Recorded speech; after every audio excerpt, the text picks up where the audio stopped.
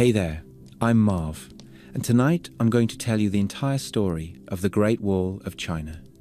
It's a tale that stretches across thousands of years, filled with rival kingdoms, ambitious emperors, legends, and the countless hands that shaped one of the most iconic structures on Earth. As always, I'd really love to know where in the world you're listening from tonight. And if you enjoy these quiet trips into history, please consider liking and subscribing. It's the simplest way to support the channel, and it truly helps me keep bringing you more stories like this. I'm grateful you're here. Now, take a moment for yourself. Close your eyes if you'd like. Let your shoulders ease down, and let the noise of the day settle. Follow the gentle rhythm of your breathing, and let everything else drift away. When you're ready, we'll begin our walk along the Great Wall, stone by stone, story by story.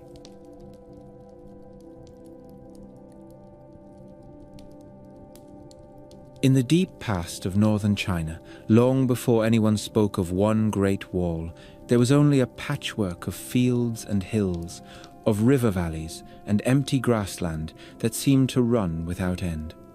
Winter winds blew down from the steppe, dry and bitter, and in their wake came the horsemen. They were not yet the famous names of later chronicles. They were simply riders of the border, men in felt and leather who could disappear into the horizon as if the earth had swallowed them whole. To the settled people of the central plains, they were both shadow and storm. A single raid could burn a harvest, carry off livestock, and leave shallow graves where farmhouses once stood. In the face of that fear, Chinese rulers did what many rulers have done when they are wealthy enough to move mountains and terrified enough to try. They began to raise walls. At the start, there was no grand plan. There was only the constant grinding tension of the spring and autumn period, those centuries when the old Zhou royal authority had grown thin and brittle. Real power lay with kings of regions that had once been vassals.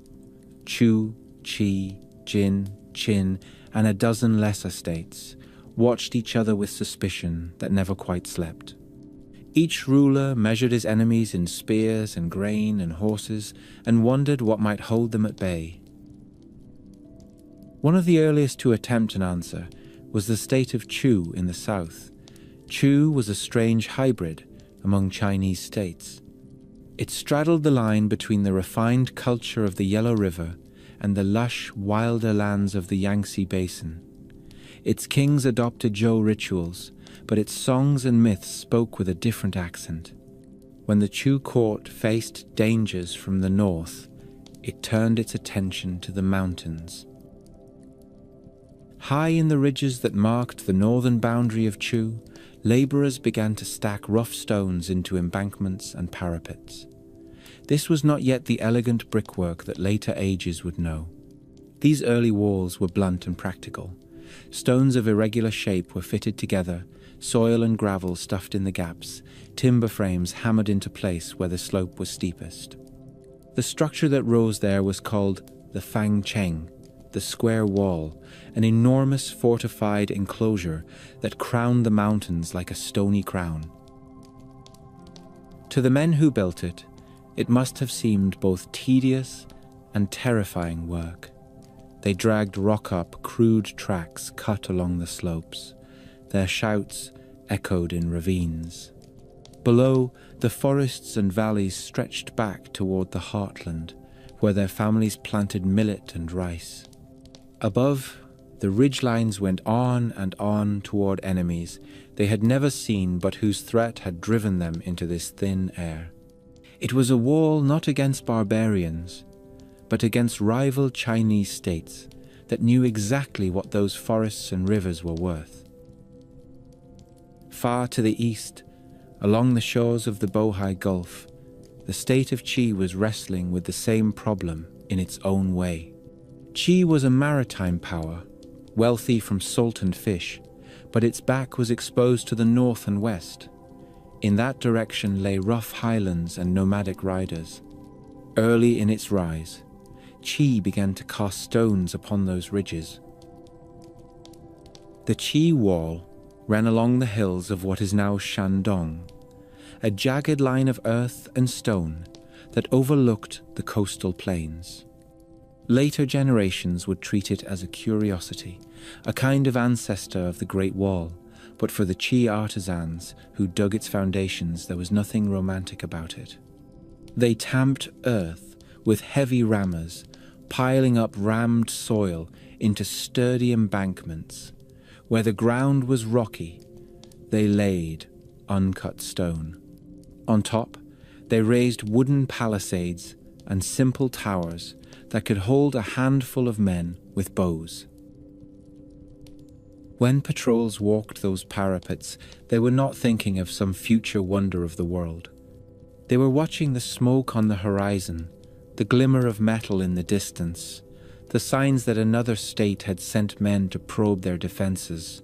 For the men of Qi, the wall was not a symbol. It was a narrow margin between their farms and the threat of fire. As the centuries rolled on, the political map of the Central Plains hardened into what later historians called the Warring States period. The names grew familiar to every student of Chinese history. Qin in the west, tall in its mountains, Zhao and Wei in the northern plains, Han wedged between them in the central valleys, Chu dominant in the south, Qi and Yan clinging to the east and northeast. Each state minted its own coins, trained its own mass armies, and fielded its own philosophers who assured rulers that with the right laws and the right victories they might unify the world. What unified them in practice was fear. The real enemies did not always come from across the border of a rival state. Sometimes they came from far beyond, from the rolling grasslands that seemed to have no end. The Xiongnu and other northern steppe peoples were still in the process of forming themselves into the confederations that would later trouble every Chinese dynasty, but already the rhythm of raid and reprisal had begun. A short ride from the grasslands brought horsemen to the settled borderlands. A few torches and a few stolen herds could undermine the authority of any king. Zhao felt the brunt of this pressure. The state of Zhao stretched across what is now Shaanxi and Hebei, up close against the lands of the northern nomads. Out there, the winters were bitter and the sky seemed larger.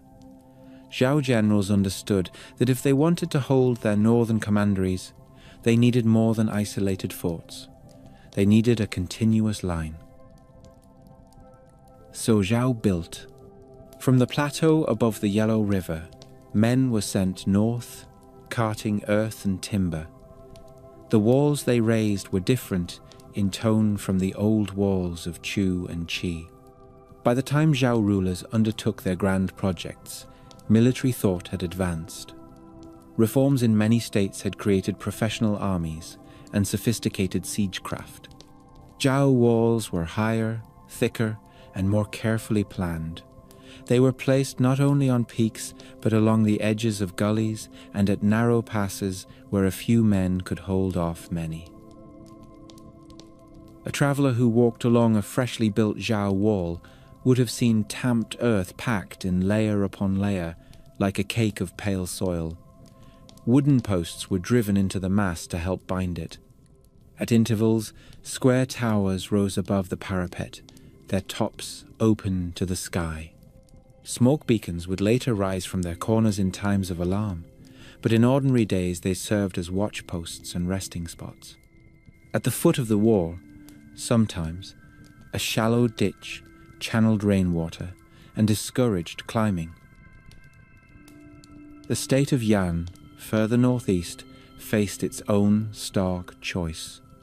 Its borders bled into the rugged lands of what are now Hebei and Liaoning, territories that in later eras would be the cradle of the Khitan and Jurchen peoples. Yan rulers watched their northern frontier with the same anxious intensity that Zhao did. They too began to lay down walls, some running along river valleys, others clinging to cliff edges above narrow plains. Step by step, stone by stone, something new was emerging across northern China. No one in the 4th or 3rd century before the Common Era would have understood it as a single entity. To officials in Handan, the Zhao capital, there was a Zhao wall. To nobles in the Qi court at Linzi, there was a Qi wall. To the Yan court in Ji, there was a Yan wall. Each was an expression of a particular set of fears and ambitions. Yet on a map drawn in hindsight, you can begin to see how these scattered defensive lines formed a rough chain, if not a continuous one, from the shores of the Bohai Sea westward toward the Lues Plateaus. Behind these projects lay more than practical calculation. There was a certain way of thinking about space and power that became characteristic of Chinese statecraft. Land was not just territory, it was ordered territory. Fields were surveyed and taxed. Roads and canals stitched landscapes together. Walls were another expression of that urge to demarcate, to say, here ends the realm of order, and beyond begins something else. The philosophers of the age noticed. Thinkers in the school of legalism argued that strong central authority and harsh law were necessary to keep men in line and enemies at bay.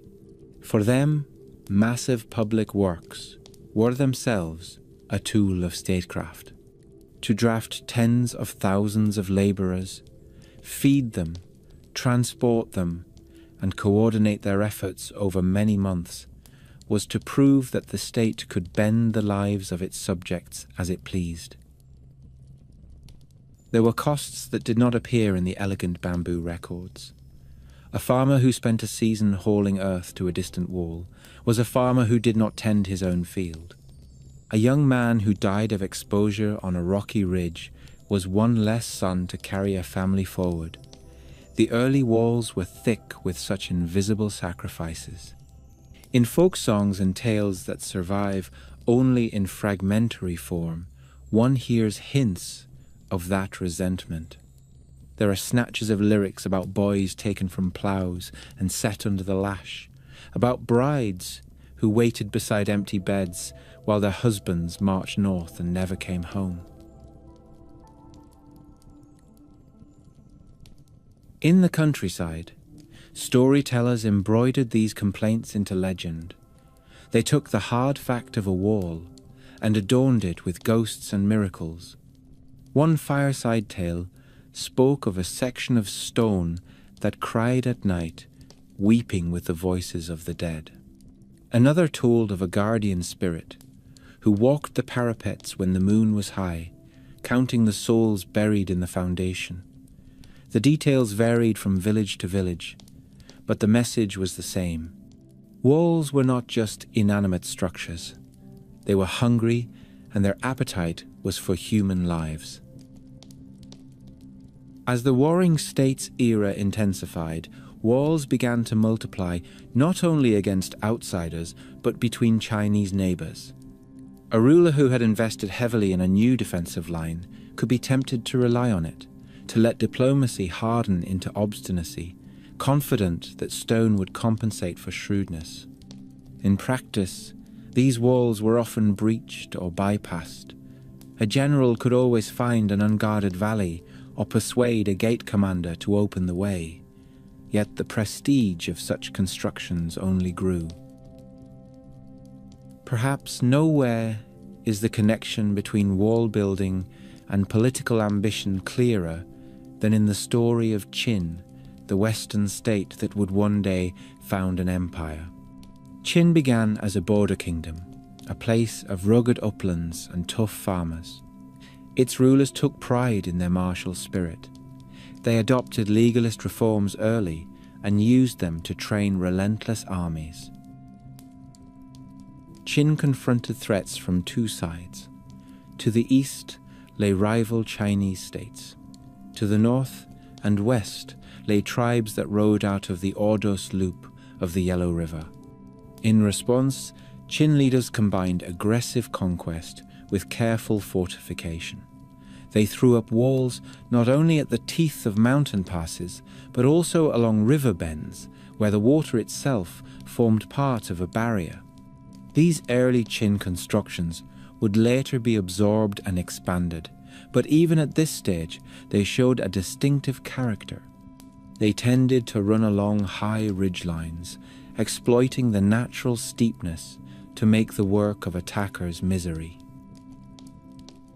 A Qin officer, posted to one of these frontier forts, would have lived a life that mixed boredom, fear, and cramped camaraderie.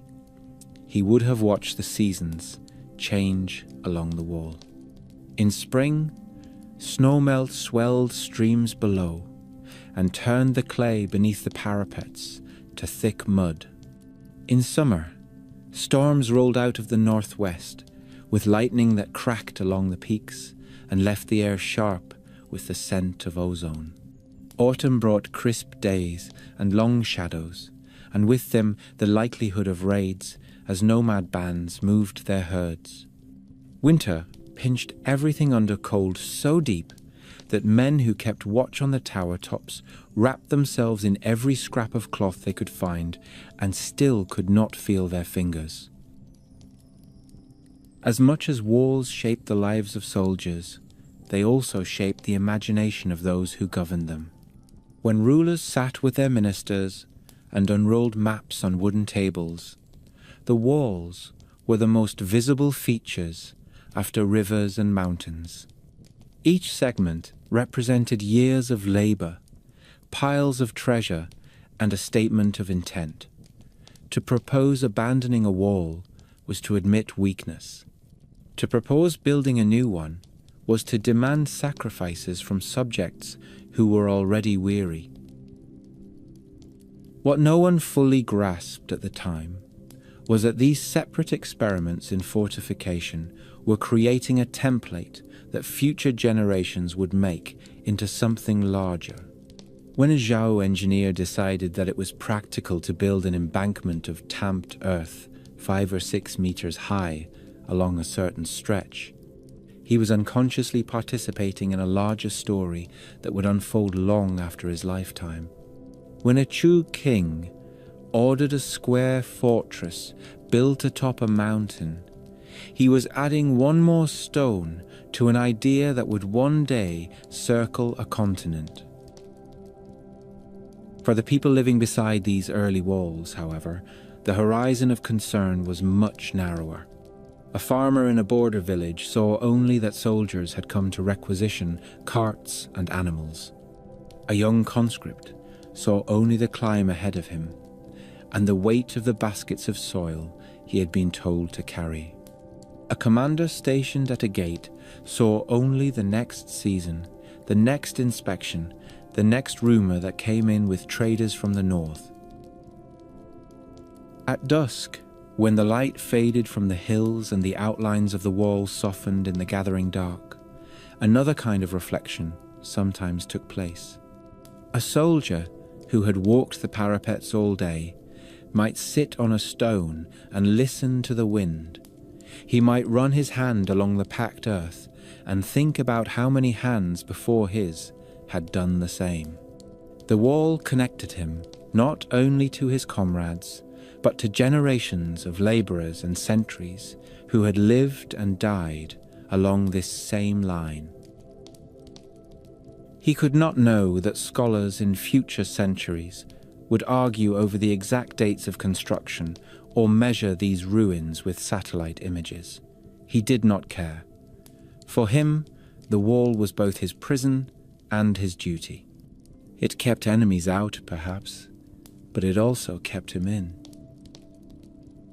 By the time the 3rd century before the Common Era was drawing to a close, the landscape of northern China had become a lattice of such works. Chu had its mountain strongholds. Qi and Yan held their coastal and northeastern ridges. Zhao and Wei guarded the northern plains. Qin had ringed its western heartland with forts and walls. There remained many gaps between these lines. The frontiers were not sealed, but to ride from the desert grasslands into the heart of China now meant brushing against one fortified boundary after another, each held in the name of a different king, each the result of countless small human decisions converging over time. The Warring States period was nearing its conclusion. One state was about to impose its will on all the others, to sweep away their courts, absorb their armies, and claim their territory as a single realm. When that happened, the new ruler would look north, see this chain of walls and fortresses, and conceive of something that no one before him had dared. He would decide that the scattered stones and earthworks could be bound together into one continuous barrier, a man-made spine for the northern edge of his empire. He would be called the First Emperor. His wall would change the face of China and sear itself into the memory of the world. When the dust of the Warring States finally began to settle, the man at the center of it all was not yet called the First Emperor. He was a king among kings, a ruler of a Western state that many in the Eastern Plains had once considered rough and uncultured. His personal name was Zheng. His state was Qin. Qin had always lived close to the edge. Its heartland lay along the upper reaches of the Yellow River, in country that felt more rugged than the softer, older fields of the east. The people of Qin had earned a reputation for a stern character, a willingness to accept harsh law, and a talent for war. For generations, reformers had shaped that society, stripping away the privileges of ancient families, standardizing punishments, and mobilizing farmers into disciplined soldiers. By the 3rd century before the Common Era, Qin's armies had become the terror of its neighbors. They were drilled in new formations, equipped with iron weapons, and backed by an administration that counted every spear, every sheaf of grain, and every able-bodied man with cold precision. Roads radiated from the Qin capital at Xianyang like spokes from a wheel, carrying troops to distant fronts at a speed that earlier generations would have considered impossible. As a child, Zheng had grown up in an atmosphere of plots and danger. He was not raised in calm seclusion, but in a court where ministers whispered in corners and where news from the front might be the difference between safety and sudden ruin. When he ascended the Qin throne as a teenager, few in the rival capitals believed he would be the man to break them all. That misjudgment was one of the great mistakes of Chinese history. One by one, Qin's enemies fell. The army that poured out of the western mountains was relentless. In the east, the proud state of Han was the first to be swallowed. Then Zhao, with its northern walls and bitter experience fighting nomads, was crushed after brutal campaigns that left fields burned and cities emptied. Wei and Yan followed. Chu, the great southern power, fought longest but could not withstand a steady advance of Qin's generals. Qi, isolated on the northeastern coast, collapsed at last when it found itself the final target of a united front that gave it no room to breathe. The pattern replayed itself with grim regularity. Qin brought to the field not only superior force, but also a distinct way of thinking about conquest. Once a region was broken, its aristocratic houses were uprooted or eliminated. Local officials were replaced with Qin magistrates who answered directly to the central court. Land was surveyed and put under direct taxation. In a matter of years, the patchwork of competing royal houses that had defined the Warring States era gave way to a lattice of administrative commanderies, all pointing toward a single center. In 221 before the Common Era, With the fall of Qi, there were no rival kings left. Zheng stood alone. The title of king, which he had carried, now felt too small for a man who ruled everything from the southern river valleys to the northern grasslands. He chose a new one, drawing on the memory of the sage sovereigns of myth. He created the title Huangdi, Emperor. Since he believed his rule was the beginning of something entirely new, he took for himself the name Qin Shi Huang, the first emperor of Qin. Those who served him would come to understand that this was more than a change in wording. It represented a radical ambition. Qin Shi Huang did not see himself as the latest in a long line of rival lords. He saw himself as the founder of a world that would bear his imprint in every weight and measure, every road and inscription, every coin and law, and every border stone and fortress. To look north was to see one of the most persistent problems that any Chinese ruler had ever faced. Beyond the cultivated land, beyond the outer commanderies, the land opened into the realm of the riders. The people that later chronicles would group under the name Xiongnu were not yet fully organized as a single confederation, but they had mastered the art of life on horseback. They could strike quickly and withdraw before a lumbering foot army could pin them down. They treated walls and rivers not as permanent barriers, but as features of a landscape to be studied, tested, and sometimes ignored. The eastern states had responded with their own defensive lines. Now Qin Shi Huang inherited those scattered walls from Zhao, Yan, and the other conquered states. Some ran along mountain crests, others along river bends. Many had fallen into disrepair during the last chaos of war. Stones had tumbled, watchtowers had lost their roofs, and garrisons had deserted or been slaughtered. Yet when seen with the eye of a man who thought in terms of whole continents, they suggested a possibility. If the new empire could be a single body, why should its northern defences remain a collection of mismatched bones? Sometime in the first years after unification, Qin Shi Huang and his advisors framed a decision that would reverberate across 2 millennia. They would take the existing walls in the north, mend them, extend them, and join them into one continuous barrier stretching across the entire frontier. The court records do not preserve the exact moment this idea was first spoken aloud, but they do preserve one of the names that would become central to its execution. Meng Tian, a general from a distinguished family, was already known for his skill in maneuver and his loyalty to the Qin cause. The emperor summoned him and gave him a task that few commanders in history have ever been asked to undertake. He was to lead an army north, both to push back the nomadic riders and to supervise the greatest building project the region had ever seen. Meng Tian marched with hundreds of thousands of soldiers and conscripts, a moving city of men and animals.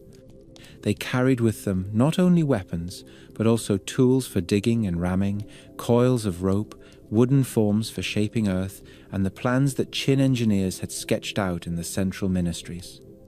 The campaign would not be a traditional war of pitched battles and clear victories. It would be a slow grind against geography itself. The decision to build with earth rather than stone in many sections was not a sign of crude practice. Rammed earth, when properly constructed, is remarkably durable. Workers piled loose soil into wooden frames and then raised heavy rammers, pounding the mass until it became dense and hard. They added gravel, straw, and other materials to help bind it. Layer by layer, the embankment rose.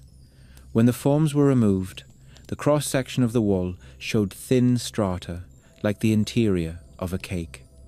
If you visit certain remote sections of the ancient wall today, you can still see those layers, each one the print of countless blows from tools held in tired hands.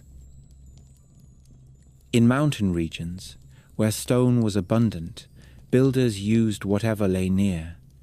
Rough blocks were hauled up steep slopes, fitted together and packed with rubble and soil.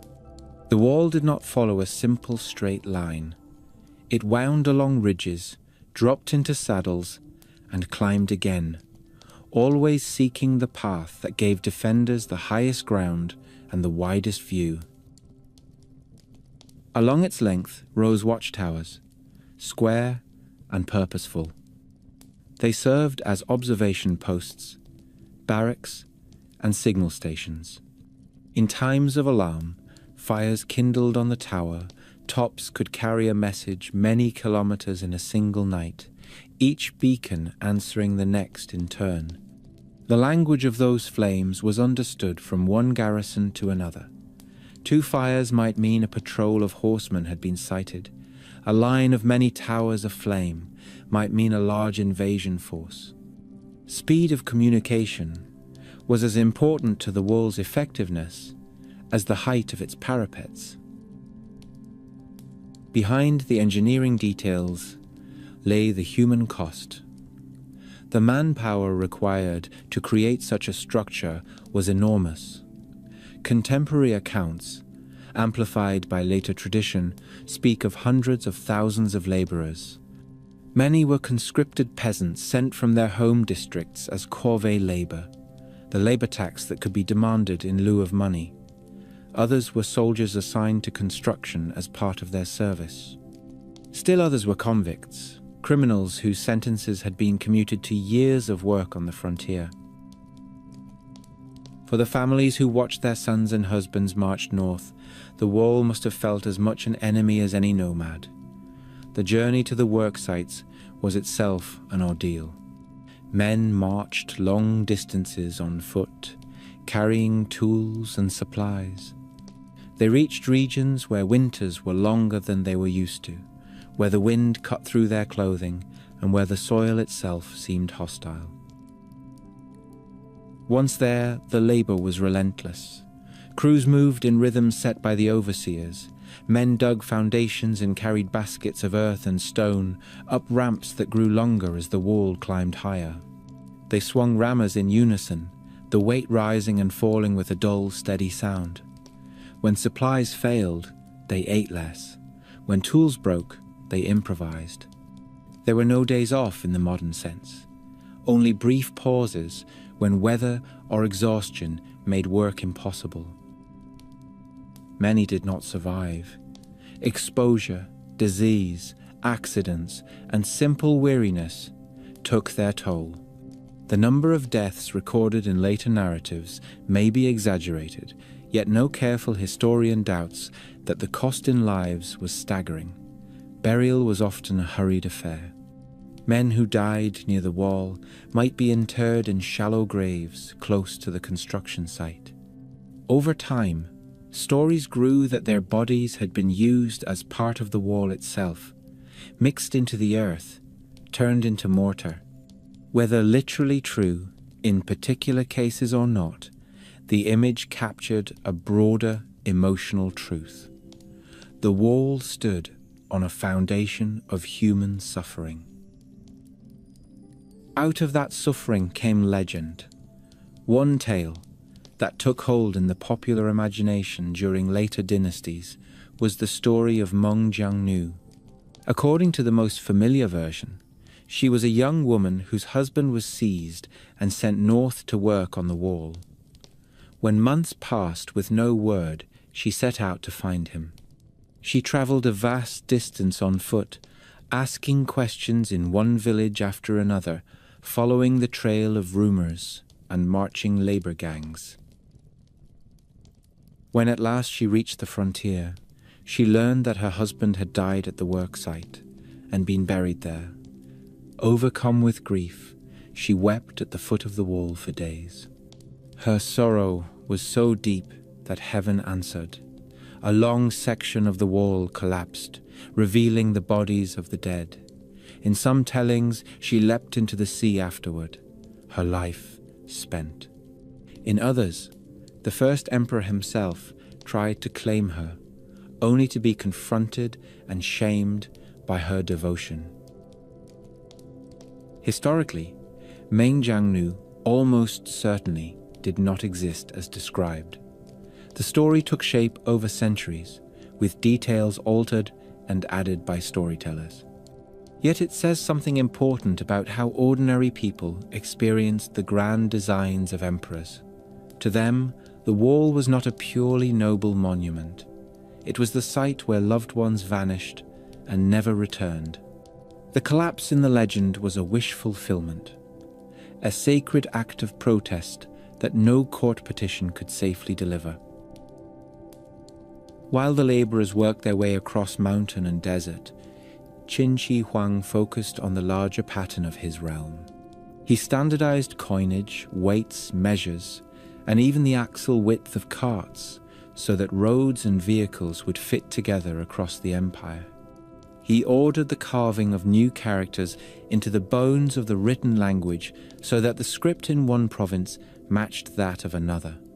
He suppressed some of the teachings that he considered dangerous to unity and exalted others that supported strong central power. The wall fit perfectly within that program. It was a physical statement that the empire had a clear edge. Past that line lay the world of the riders and the barbarians. Within it lay a space where the emperor's laws and rituals held sway.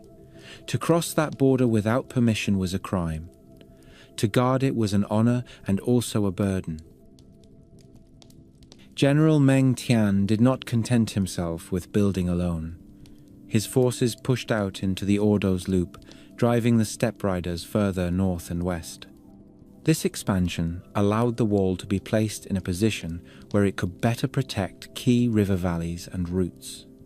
The line that emerged stretched from the region near modern Liaoning in the east, swung westward along the northern edge of the Yellow River, then pressed on through what is now Inner Mongolia and Gansu toward the corridor that opened to Central Asia.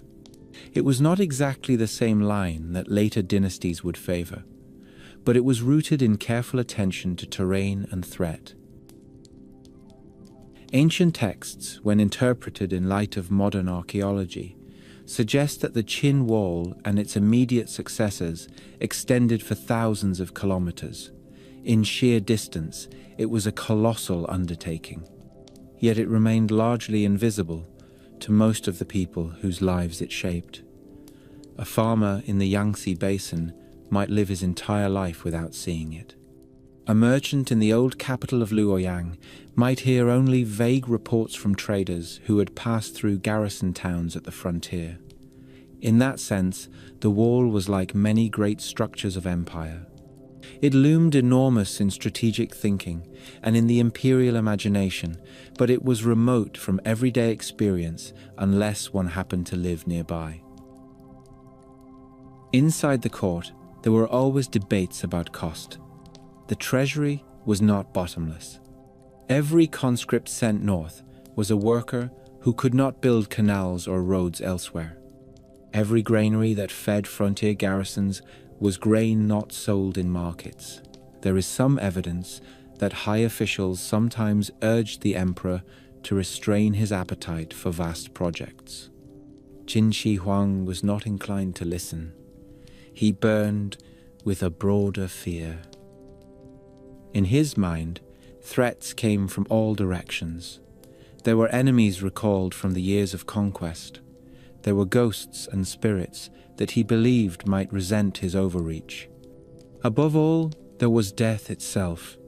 His search for immortality drove him to send envoys out to sea in quest of islands of the blessed and elixirs that might prolong his life. In that context, the wall was only one of many attempts to impose order on forces that could not be fully tamed. As the years passed, the emperor's health worsened. He continued to travel throughout his empire, inspecting roads and works, including parts of the wall. He left behind stelae, carved with florid inscriptions, praising his own achievements. The tone of those inscriptions reveals a man who believed he had remade the world. Looking north from one of his tours, he would have seen the undulating line of ramparts and towers that his orders had conjured out of soil and stone. When he died in 210 before the Common Era, far from the capital on yet another journey, the news was at first concealed by his closest advisors. They feared the chaos that might come from a sudden announcement. Eventually, his body was taken back to Xianyang, and the machinery of succession began to turn. Palace intrigues, forged edicts, and factional violence combined to put a weaker son on the throne. Without the force of his father's personality, the new regime floundered. Rebellions broke out in distant commanderies.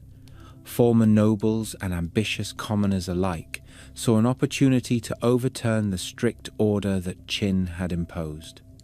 Within a few short years, the dynasty that had seemed unshakable melted away. The imperial palaces were burned. Qin laws were overthrown. Rival leaders rose, most prominently Liu Bang, who would become the first emperor of the Han.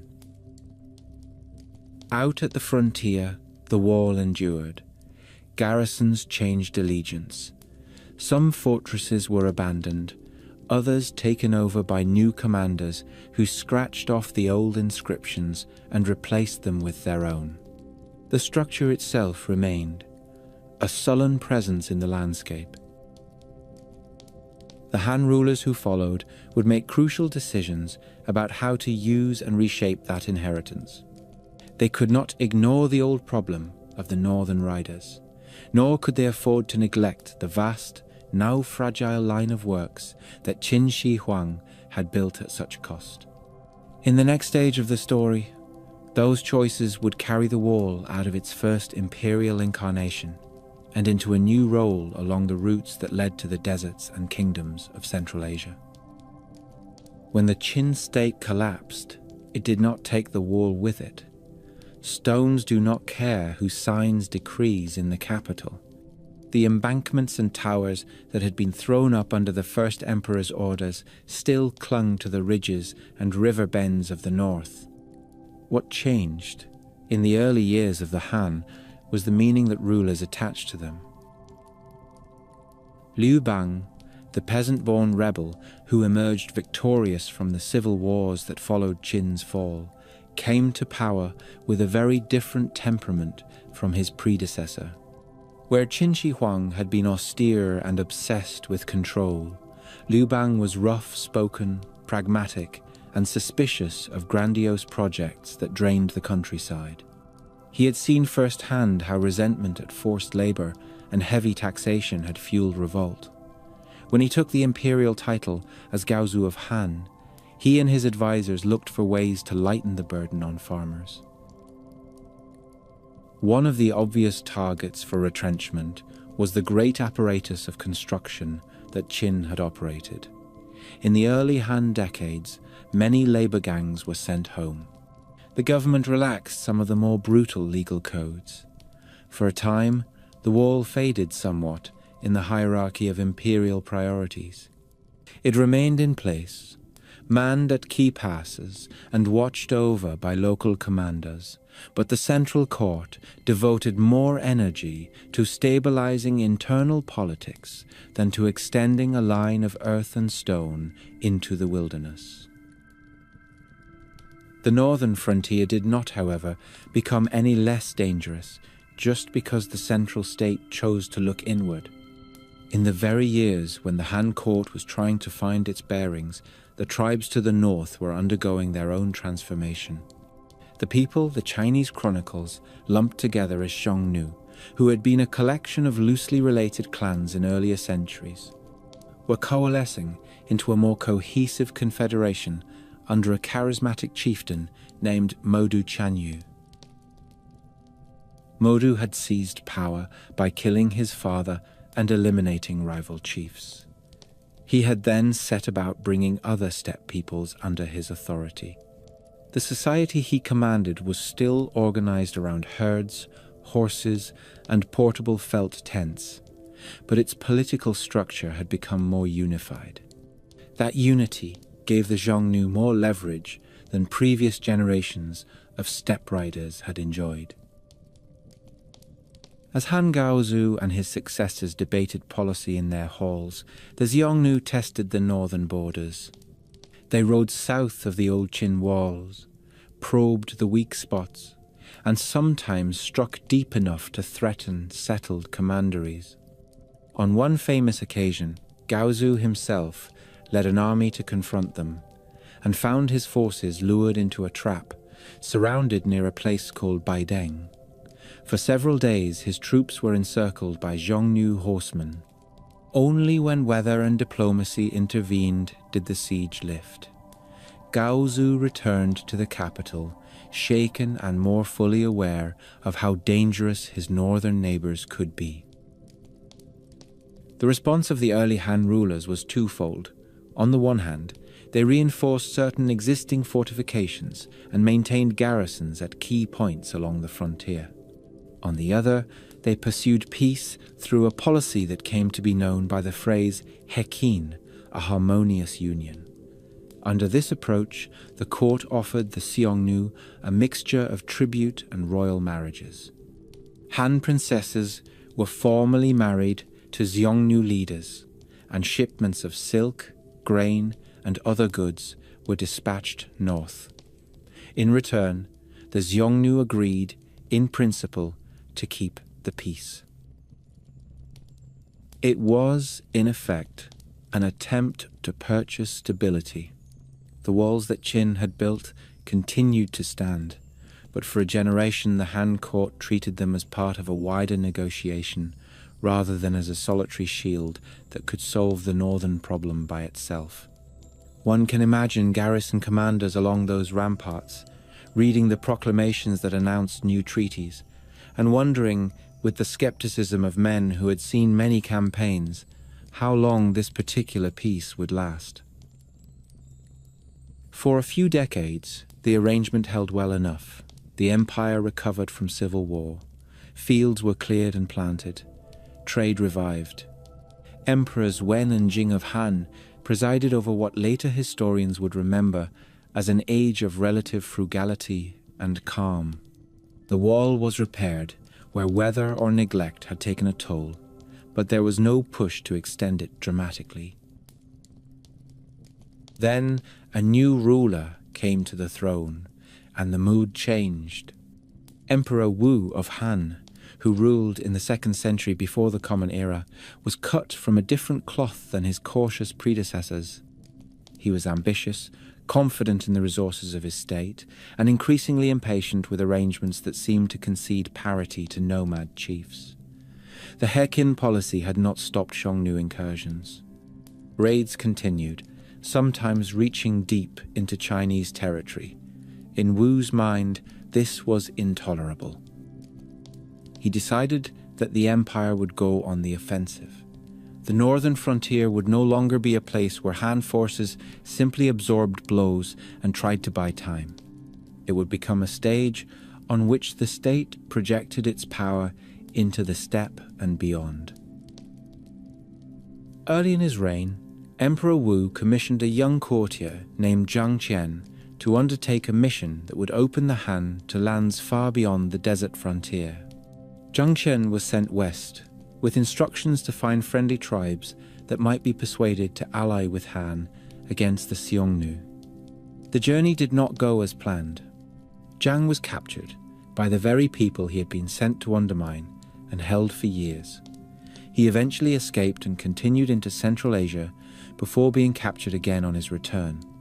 When he finally made it back to the Han court, his mission was considered a failure in narrow terms. He had not secured the alliances the emperor wanted.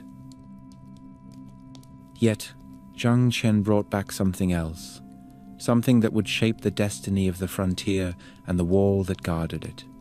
He returned with news and detailed observations about the lands to the west.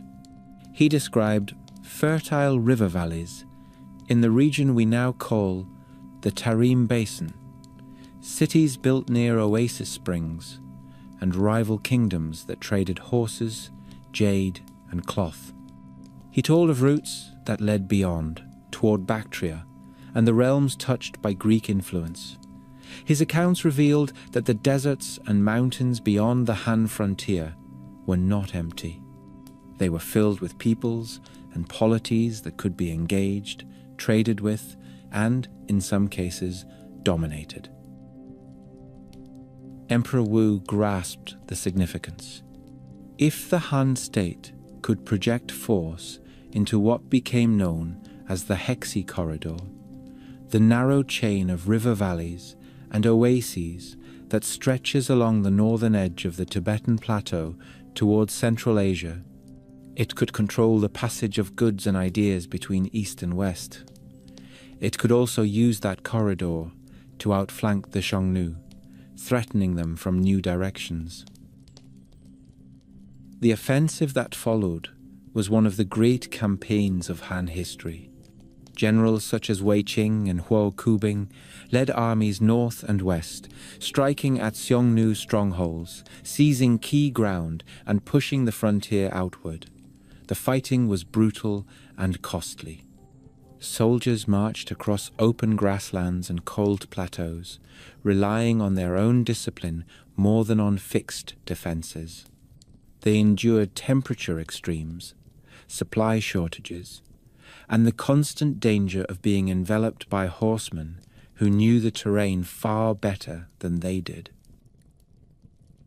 Victories came at a steep price, but they came.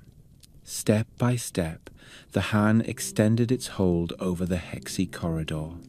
New commanderies were established at places that would later be known as Wu Wei, Jiangye, Jiuquan, and Dunhuang. These outposts were like nails driven into a plank, holding the line of imperial control to the narrow strip of arable land that edged the deserts. With this expansion came a new rationale for the wall. It was no longer sufficient to maintain the old Qin line that lay closer to the heartland. If the Han intended to hold their new positions against both Xiongnu and other Central Asian peoples, they needed to fortify them. That meant building new walls, new towers, and new beacon systems further west than any Chinese ruler had attempted before. The materials at hand were different from those available in the humid river valleys of the east. In the Hexi region and beyond, stone was present in some places but scarce in others. Timber was limited. What there was in abundance was a mixture of gravel, sand, and a tough kind of tamarisk shrub that grew along riverbeds and desert edges. Han engineers adapted. They developed a technique in which layers of earth and gravel were interlaced with bundles of tamarisk and reeds. These organic layers acted like reinforcing bars in concrete, binding the mass together when it dried. The walls that emerged from this method were not as visually imposing as later brick fortifications near Beijing, but they were well suited to their environment. Some sections were topped with low parapets, or cut with simple crenellations, where archers could stand. Others were little more than raised berms that offered just enough height advantage for defenders to see approaching riders and fire signals to neighboring towers. Beacon towers became especially important in the desert sections. They were built as squat, square structures, often with a single entrance and a flat roof. Inside, small garrisons kept watch over stretches of emptiness that to the untrained eye might seem devoid of life. These men learned to read the subtle signs that revealed movement on the horizon. A faint dust plume might indicate a small band of traders or a scouting party.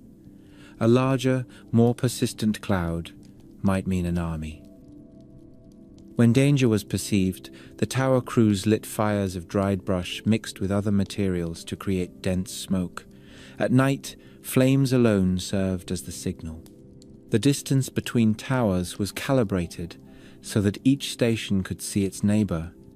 In a matter of hours, an alarm could be relayed from the outer reaches of the corridor to the deeper garrisons, and from there to regional command centers. Life in those beacon towers and forts was hard. The garrisons were far from the centers of culture and power.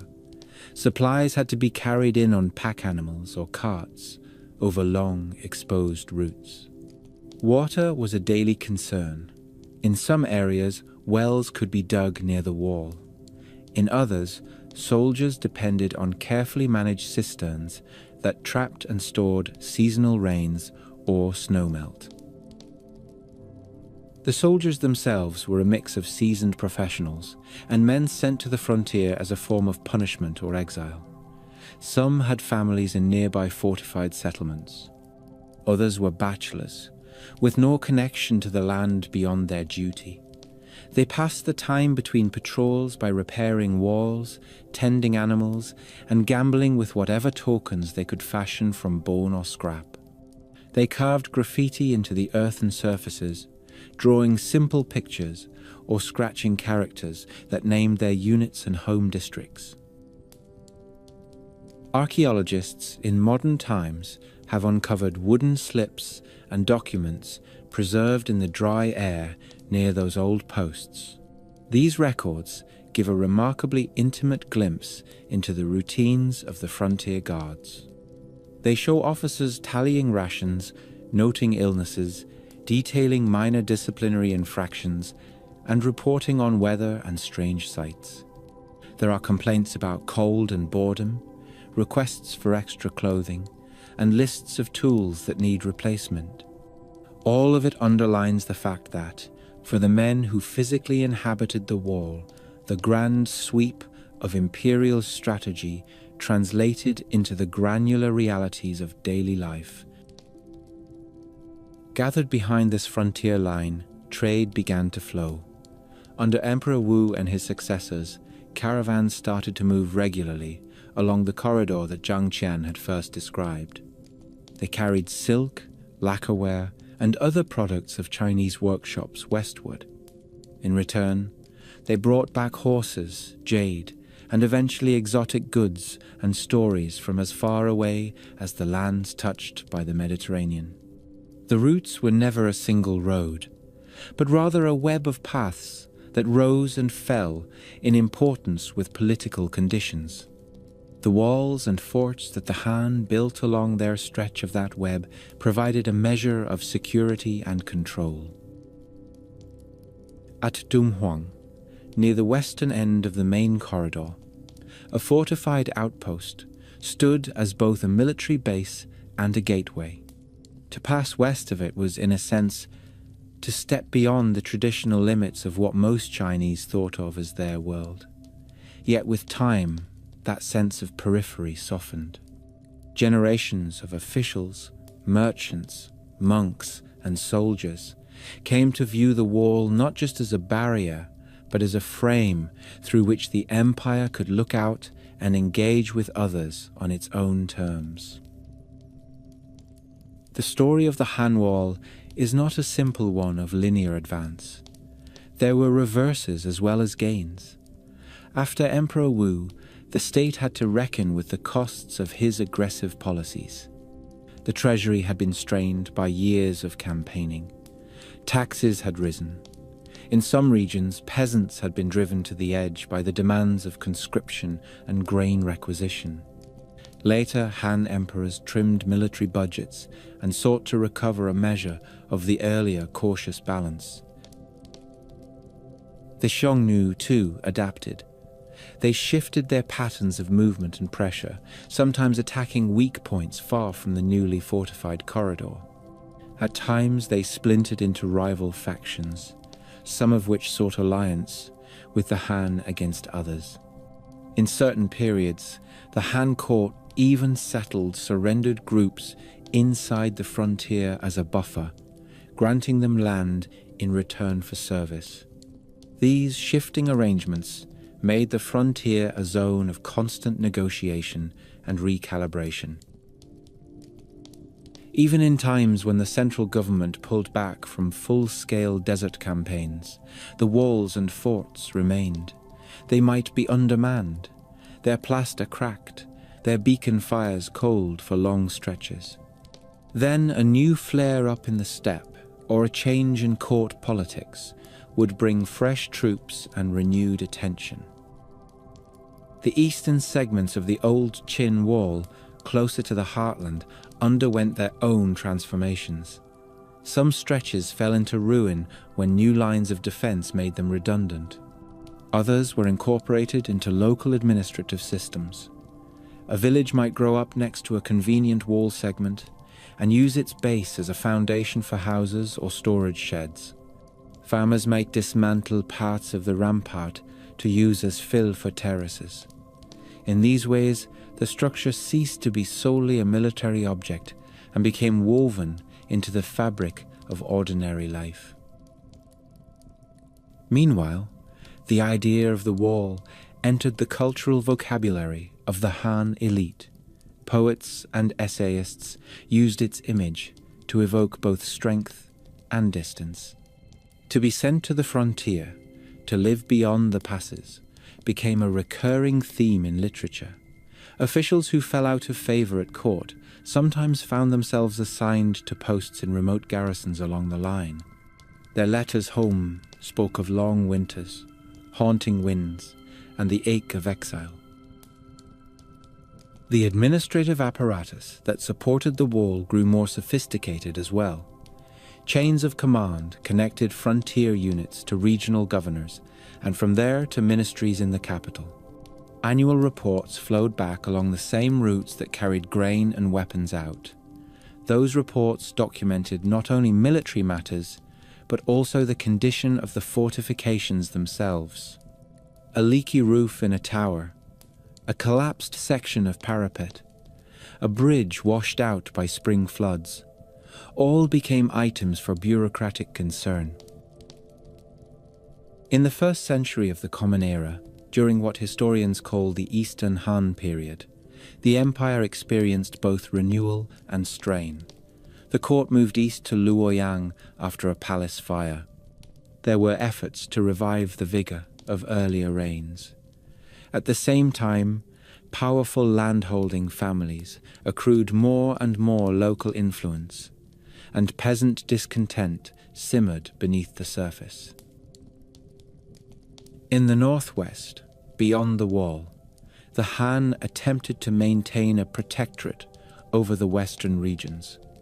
Envoys and generals navigated a shifting landscape of oasis kingdoms, each with its own rulers and rivalries. The wall and its associated forts served as the eastern anchor of this wider sphere of activity. As long as the state could supply and man those posts, it could claim some influence over the routes that threaded through the deserts. When internal troubles intensified in the later Eastern Han, that capacity weakened. Rebellions within China itself, such as the Yellow Turban Uprising, demanded the attention of commanders who might otherwise have been focused on the frontier. Troops were pulled back from distant posts to fight in the interior. Fortifications in the far west were neglected or abandoned. The beams rotted, the rammed earth crumbled at the edges. Sand drifted into courtyards that had once echoed with the sound of drill. Yet, even in decay, the Han-era walls left their mark. They had pushed the very notion of a defended border far into environments that had once been considered beyond the practical reach of settled power. They had transformed parts of the steppe and desert into contested spaces where Chinese commanderies, migrating tribes, and oasis city-states interacted. Centuries later, when new dynasties rose in the north and northwest, they would look at the traces left by Han engineers and soldiers and make their own decisions about where to plant their fortresses. Some would follow similar lines, others would choose differently, based on new strategic calculations. The memory of the Han walls, however, persisted both in the written record and in the faint traces that remained on the ground. To walk along the remnants of a Han fortification today, in those rare places where erosion has spared them, is to stand where men once stood and scanned horizons that seemed very wide. The squat outline of a beacon tower, half melted back into the earth, still suggests the vantage it once provided. The view takes in the same broad sky, the same distant hills, the same dried riverbeds. It is not difficult to imagine a sentry wrapped in a rough cloak, wondering when the next caravan will appear, or whether the next riders to crest that rise will be allies or enemies. In the story of the Great Wall, the Han period marks a crucial shift. The walls ceased to be only a rigid defensive perimeter, meant to keep barbarians out. It became part of a more dynamic frontier, where the empire reached out, sometimes aggressively, sometimes tentatively, to engage with distant worlds. It was a platform for control and projection, as much as a barricade. That dual role could not last forever. When the Han dynasty itself fractured and gave way to an age of three kingdoms, northern and southern courts, and non-Han regimes, the old lines of defense were dragged into new patterns of war. Future rulers would build their own walls upon and beyond the bones of the Qin and Han works. They would respond to different enemies and different challenges, but they would do so in landscapes shaped by what had already been tried. When the last Han emperor was eased from his throne, and the court in Luoyang slid into record as a thing of the past, the walls in the north did not disappear. They stood as they had always stood, hunched on ridges, stretching along dry valleys, their surfaces cracked and flaking under sun and frost. What changed was the world around them. China entered a long season of fracture. The age that followed Han was one of competing courts and changing banners. In the north, regimes that rose and fell were often led by peoples whom earlier historians called barbarians. They spoke different tongues, followed different clan traditions, and yet once they seized power, they often took up Chinese forms with surprising speed. In the south, other dynasties, more steeped in the old Han elite culture, held out near the rivers and lakes. Between these realms, the walls became both border and prize. The northern dynasties found themselves inheriting fortifications that had been built by states whose capitals lay far to the south and east. The first among these was the Northern Wei. The Wei rulers were descended from the Tuoba, a branch of the Shanbei people, originally steppe dwellers who had ridden across the same grasslands as the Xiongnu. They had come down into the settled lands and learned to rule them. Under Emperor Daowu and his successors, Northern Wei controlled a broad swath of territory that included much of the old Han north. They moved their capital from Pingcheng in the north down to Luoyang, consciously stepping into the halls once occupied by Han emperors. With those halls came the ancient problem of the frontier. To the north and northwest, new confederations of riders and pastoralists tested the line of commanderies and outposts. Northern Wei responded in a way that reflected both their roots and their new responsibilities. They did not scorn walls as unmanly projects of farmers. They embraced them. In the 5th century, they organized large-scale efforts to strengthen and extend fortifications along the northern edge of their rule. Records speak of tens of thousands of men drafted to raise earth and stone. The works of this period are sometimes called the Wei Great Wall by modern scholars, a name that captures their scale and ambition. These walls were built with the tough practicality of a state that had one foot in the saddle and one in the plough. Engineers sited them along ridges that overlooked broad plains. In regions where the soil could be packed, they erected embankments of rammed earth faced with stone. Where watercourses offered natural obstacles, walls anchored on their banks. Fortified passes were raised at narrow points, where mountains squeezed valleys into bottlenecks.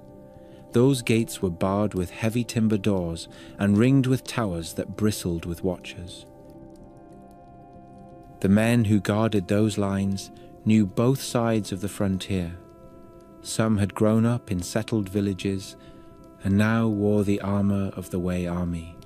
Others were of steppe lineage themselves, serving a dynasty that had only recently given up the wandering life. To them, the wall was not a mysterious barrier between civilization and wilderness. It was an instrument of policy, a tool that helped the state control movement and channel pressure. In the 6th century, as northern Wei splintered under the strain of court politics, their successors took up the wall in their turn. The northern Qi, a regime centered in the east, near modern Hebei, rose from the pieces of eastern Wei.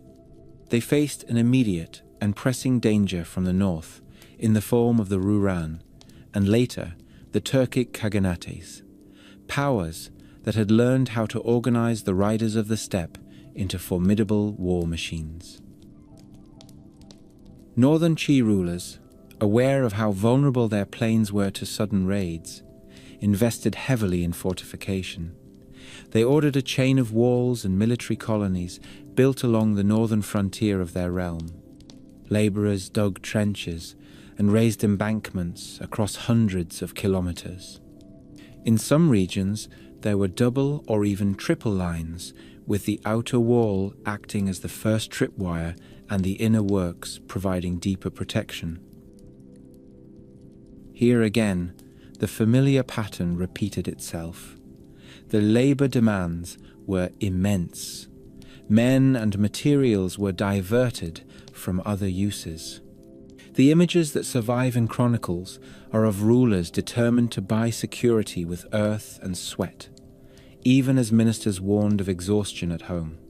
Yet it is also clear that the leaders of these regimes were not simply copying Qin and Han, they were adapting to a different strategic reality. The enemies they faced were more mobile, more numerous, and more politically unified than the raiders of earlier centuries. A wall that simply tried to exclude nomads from contact was unrealistic. Instead, the line of fortifications was matched with a system of tribute, alliance, and trade. Envoys and merchants passed through gates where guards inspected their goods and tallied their presence. The wall system helped filter and manage contact, rather than completely halt it. In the south, meanwhile, life went on under dynasties that had no appetite for massive northern walls.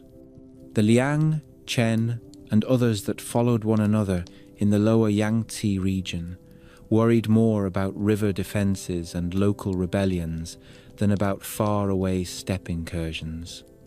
To them, the walls of the north were features of someone else's landscape, distant works built by and for regimes with different dangers. This long interval of division came to a close in the late 6th century, when a new power rose to reunify much of the old Han territory. The Sui dynasty, founded by Yang Jian, known as Emperor Wen, swept away both the northern and southern courts. His son, Emperor Yang, inherited a united but fragile state and a restless ambition. The Sui rulers undertook a series of enormous public works. They dug the Grand Canal to link northern and southern river systems. They refurbished palaces, restored cities, and turned their gaze once again toward the old northern frontiers. Sui emperors ordered segments of the northern wall to be repaired and extended. In the first years of the 7th century, Great campaigns of construction took place. Tens of thousands of laborers were sent to the frontier. Under Emperor Yang, crews worked on fortifications in the northeast, near what is now Liaoning, to guard approaches from the direction of Goguryeo, the powerful kingdom that ruled the northern Korean peninsula and parts of Manchuria. The scale of these undertakings was such that even in the tightly controlled language of official histories, there are mentions of hardship and death. One report spoke of corpses scattered along the road to the work sites, of families left destitute by the loss of their men. The Sui court was blind to the cumulative effect of this burden. It combined heavy wall building with costly military campaigns in Korea and ambitious palace projects. The result was a drain of manpower and resources that the countryside could not sustain indefinitely. When discontent finally boiled over, the very roads and canals that Sui had built to move troops became conduits for rebellion. Rural uprisings erupted. Rival generals marched on the capital. In little more than 3 decades, the dynasty collapsed. Its great works survived, but its rulers did not. From the ruins of Sui, the Tang dynasty rose. Under Emperor Gaozu and his son Taizong, the new regime won battles against rival claimants, consolidated power, and then, crucially, opted for a different approach to the north. Tang armies were formidable. Taizong himself led men into combat against the Eastern Turks and won. By breaking the power of the steppe confederations that had so long pressured China, the Tang court bought itself a breathing space in which the frontier could be managed without the same dependence on static walls. Tang rulers did not invest in the kind of continuous defensive line that Qin Han or even Northern Qi had built. They maintained and refortified key passes, especially where important roads crossed mountain ranges, but they did not pour their energies into raising new embankments across empty plains. Instead, they created a system of protectorates and garrisons that extended deep into what had once been frontier. Chinese influence under Tang reached into parts of Central Asia. The logic was straightforward. If the state could control the oases and mountain corridors beyond the old wall, it could manage threats before they reached the door. In this context, old wall segments were treated as one tool among many. Some were occupied by Tang garrisons and used as bases. Others fell into quiet decline, their watchtowers empty, except for the occasional shepherd seeking shelter in a storm. The symbolism of the wall remained alive, in poetry and in the imagination. Its stones, however, were less central to practical defense than they had been a few centuries earlier.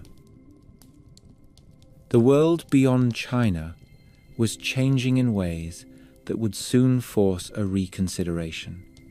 New steppe powers emerged, first among Turkic tribes, then among the Uyghurs. They struck deals with the Tang on terms of rough equality or temporary alliance. Meanwhile, to the northeast, the Khitan were beginning to rise, experimenting with forms of rule that blended steppe mobility with settled administration. Inside China, the Tang itself was not immune to strain. Court factions struggled for influence. Military governors in frontier regions grew more autonomous. The devastating An Lushan rebellion in the 8th century shattered the illusion of unshakable Tang power. It also weakened the central government's ability to project force into distant regions. When the dynasty eventually faded into the fragmented era of the 5 dynasties and 10 kingdoms, the stage was set for new arrangements along the old frontier lines. In the centuries that followed, the geography of the wall story turned inside out. No longer was the line between farmland and steppe a clear division between a united Chinese state and nomadic outsiders. Instead, states ruled by steppe-descended peoples took control of large parts of what had once been the northern heartland of Chinese agriculture. The Khitan led the way. In the early 10th century, their leader Abaoji forged the Liao dynasty, a realm that encompassed not only the Khitan homelands to the north, but also the rich agricultural lands around modern-day Beijing and parts of Hebei and Shanxi. Liao rulers adopted Chinese court rituals and titles for their sedentary subjects, while maintaining steppe-based institutions for their own people. They were as comfortable on horseback at hunting camps as they were in palaces. In a sense, the Liao did not see themselves as sitting on the southern side of a frontier. They strode across both sides. For them, walls were useful in specific places, especially to defend cities or mark internal boundaries. But the notion of an unbroken northern barrier that separated civilization from the wild did not fit their reality. The earlier walls built by Qin, Han, Northern Wei, and Northern Qi were relics of earlier eras, sometimes used, sometimes ignored, often simply weathering quietly in the background. To their south, a new Chinese-led dynasty held sway over the lower Yellow River and Yangtze regions.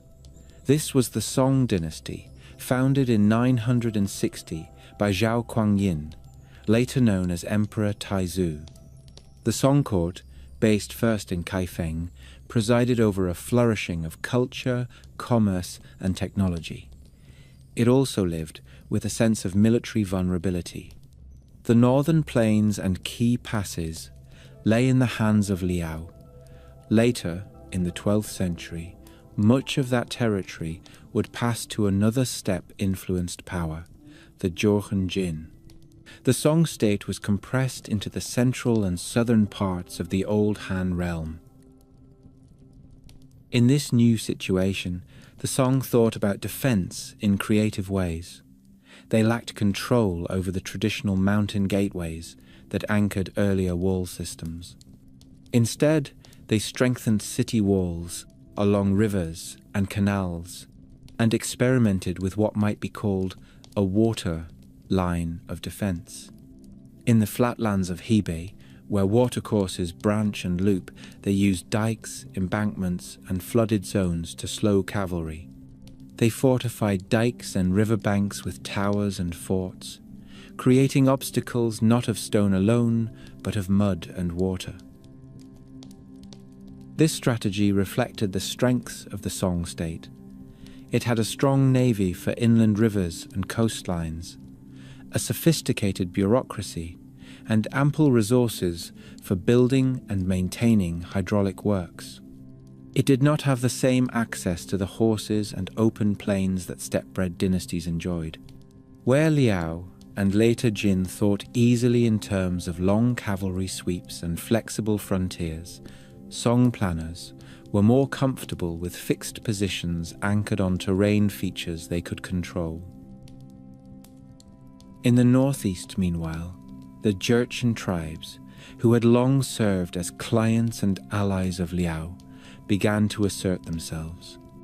Under leaders such as Wanyan Aguda, they rebelled against Khitan rule and carved out their own state, the Jin dynasty, in the early 12th century. In a striking reversal, Jin forces pushed Liao out of most of its former territories, including the region around modern Beijing, and then turned their armies south against the Song. Song resistance was uneven. In a series of campaigns that culminated in the capture of Kaifeng in 1127, Jin armies overran the Song capital, carried off its emperor and many members of the royal family, and seized control of North China. The surviving Song court fled south and set up a new capital at Lin and modern Hangzhou. From that point on, historians refer to the Southern Song, a regime centered in the lower Yangtze basin that never again controlled the northern plains. The Jin now faced their own frontier decisions. They ruled both agricultural regions and the forests and grasslands of Manchuria. To the north and west loomed steppe powers that were themselves evolving. The Jin responded by constructing their own system of fortifications, sometimes called the Jin Long Wall in later accounts. These were not exact copies of earlier works, but they echoed them in intent. They combined earth banks, trenches, and timber palisades to guard against horse-mounted incursions. They also demarcated administrative boundaries between Jin proper and client tribes beyond. The walls of this period were part of a chessboard crowded with actors. Jin fortifications might run near Older Han or Northern Wei embankments. Song Canal defences might intersect with remnants of earlier ramparts. Liao castles, abandoned or repurposed, dotted the landscape. To an observer passing through, the land might have seemed haunted by lines and stones laid down by forgotten regimes, each bearing witness to a different vision of safety and control. Into this already complex scene rode a force that would reorder everything. In the early 13th century, a chieftain from the Mongol tribes named Temujin united a wide array of steppe clans under his leadership. He took for himself the title Genghis Khan, universal ruler. The military machine he assembled drew on long traditions of steppe warfare, but heightened them with new discipline and organizational rigor. For centuries, Chinese elites had spoken of northern horsemen with a mixture of fear and contempt. They saw them as brave but coarse, courageous in battle but inferior in matters of culture. Genghis Khan and his successors did not care about such judgments. They understood with cold clarity the weaknesses in both Chinese and steppe-influenced states that depended on walls as part of their defense. When Mongol armies turned their attention to the Jin dynasty, they approached not as a horde blindly crashing against stone, but as calculating opponents. They probed for weak points. They found traitors and disaffected subjects willing to open gates. They used siege engines learned in part from Chinese and Central Asian captives. Walls slowed them at times, forced them to invest in siege lines or detours, but they did not stop the advance. It is striking how little the Great Wall, as a continuous symbol, appears in Mongol conquest narratives. That absence is telling. By the early 13th century, the lines of fortification that once guarded the northern frontier had been pushed, repurposed, or bypassed so often that they no longer formed a single clear barrier. Mongol armies came through passes, river valleys, and open plains, defeating field forces and taking cities. The old walls were obstacles along the way, not a single decisive line. Under Genghis Khan and his successors, the Mongol Empire expanded at a pace that stunned contemporaries. They crushed the Jin in North China, toppled the Western Xia in the northwest, and eventually forced the Southern Song to surrender in the south. By the late 13th century, under Kublai Khan, a grandson of Genghis, the Mongols ruled all of China and much of Eurasia besides. From the vantage point of the new Yuan dynasty, as the Mongol regime in China was known, the Great Wall in its earlier forms had lost much of its immediate relevance. There was no longer a hostile steppe state pressing at a northern frontier. The Jungas and others were either subjects or allies. The center of gravity of imperial security concerns lay elsewhere, in administering a vast and diverse population, managing revenue, and dealing with rivals on other frontiers. The Yuan court stationed garrisons in key passes, including along stretches of earlier wall, but it did not embark on any grand program of wall building. Mounted patrols and watchposts served where once long continuous lines had been raised. The empire's sheer scale made reliance on a single fixed barrier seem less attractive. When danger arose, the response was expected to come from mobile forces sent by provincial governors or the central court. For villagers who lived near the remnants of older walls during the Yuan period, those structures offered convenient quarries. Loose stones were taken to build houses. Earth was scraped away to make terraces. Some towers were repaired and used as local watchposts or temples. Others collapsed inward, their outlines preserved only as low mounds. Yet even as physical care waned, stories persisted. People in the borderlands remembered that their grandparents and great-grandparents had spoken of times when those ramparts were crowded with soldiers and lit by beacon fires. They told tales of ghosts on the wall, of strange lights seen moving along the crest on moonless nights, of sounds like drums in the stones when no one was there. These legends did not make their way into official Yuan records, which were concerned with tax quotas and the behavior of officials, but they formed a living memory. The centuries that ran from the fall of Han to the dominance of the Mongol Yuan can be seen as a long experiment in alternatives to a single, continuous barrier. There were periods when regimes at the northern edge built formidable walls of their own. There were other periods when powerful states, such as Tang and Yuan, relied more on mobile forces and extended spheres of influence. There were times when walls became internal boundaries within a realm ruled by steppe-descended dynasties, rather than dividing lines between China and the steppe. Through it all, the earlier Han and Qin works did not vanish.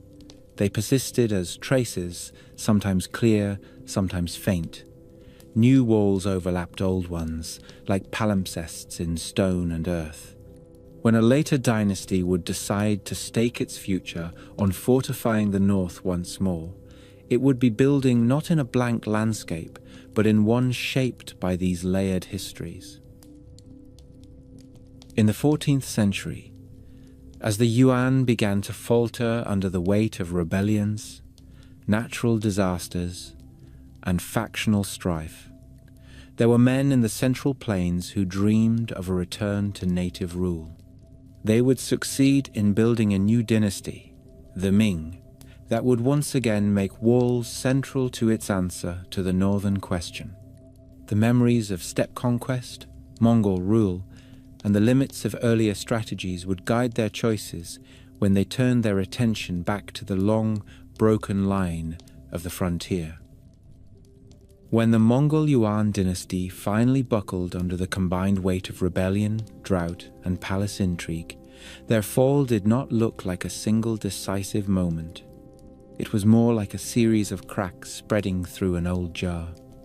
Local uprisings flared along the great rivers. Secret societies invoked prophecies of red banners and golden age. Warlords raised their own flags and claimed to act in the name of restoring order.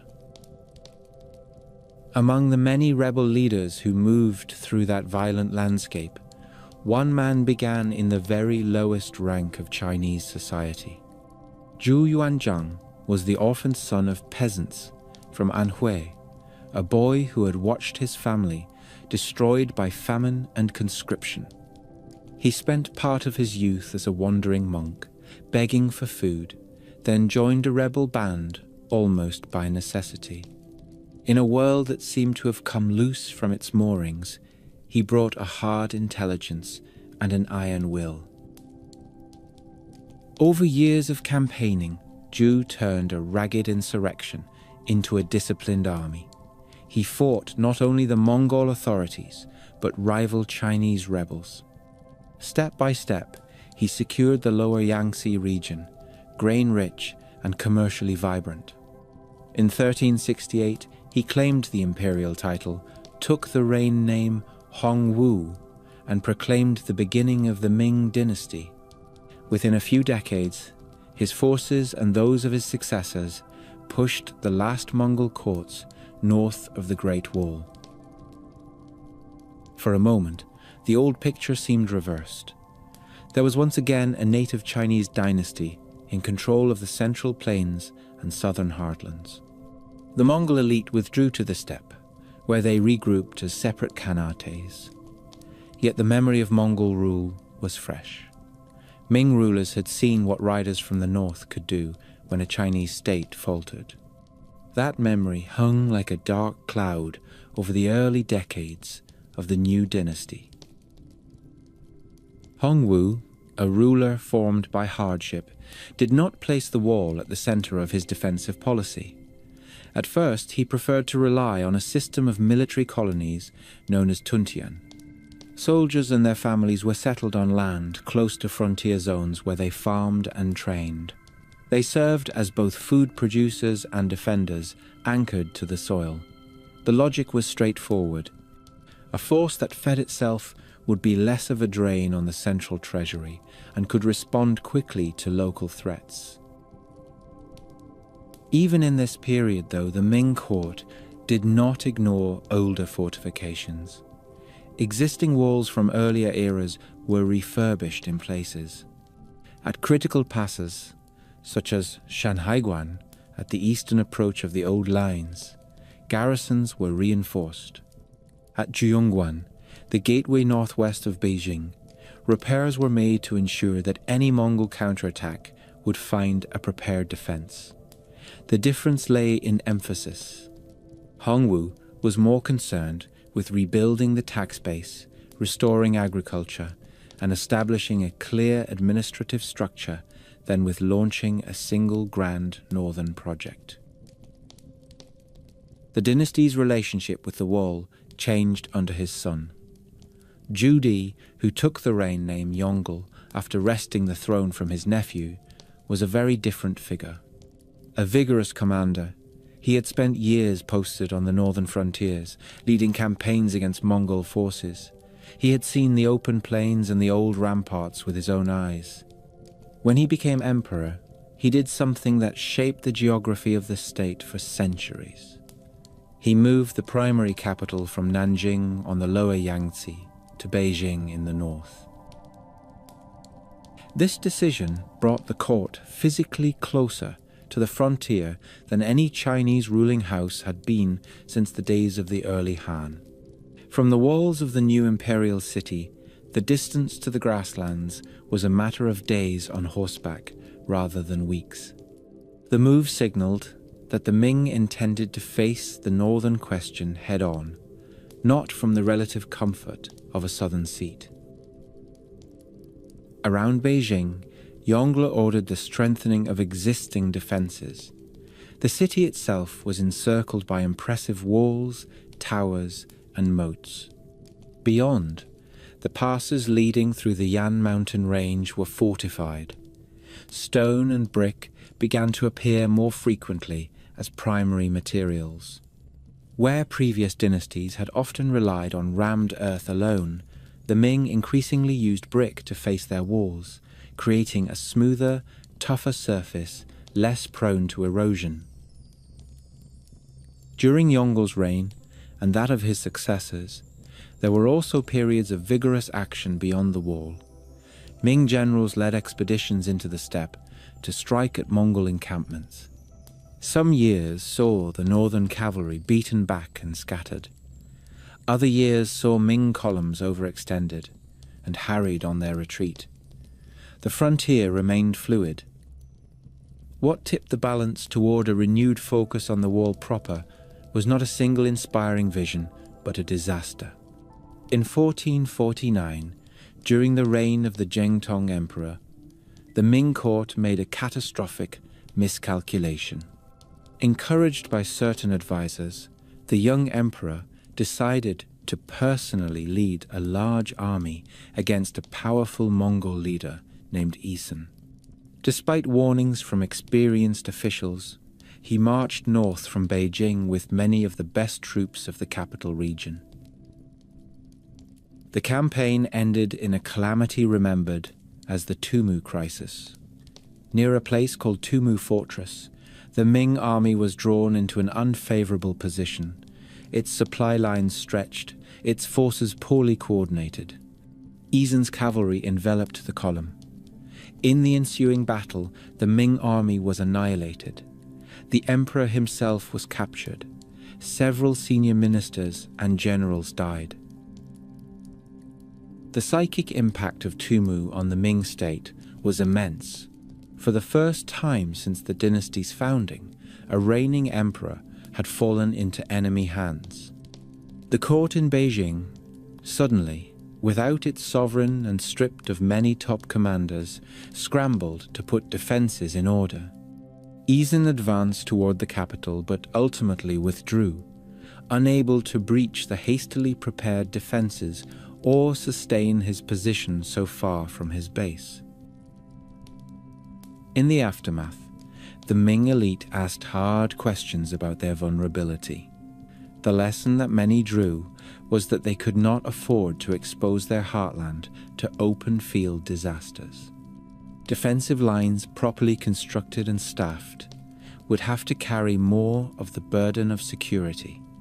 From the middle of the 15th century onward, the dynasty committed itself to turning the scattered northern works into a continuous stronghold. This was the period in which the Great Wall assumed much of the physical form that people today recognize. It was not built all at once, in a single fever of construction. Instead, imperial orders and local initiatives unfolded over decades. The goal was to create a coherent system of defenses that linked natural features, old ramparts, new stonework, and a network of garrisons into what contemporaries thought of as a screen of mountains and walls.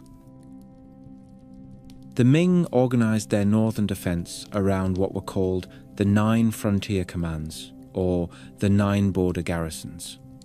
These were large military districts, each responsible for a segment of the northern line. Their names read like a litany of strategic points. Liaodong in the northeast watched over the approach from Manchuria. Jizhen and Xuanfu guarded the area north and west of Beijing.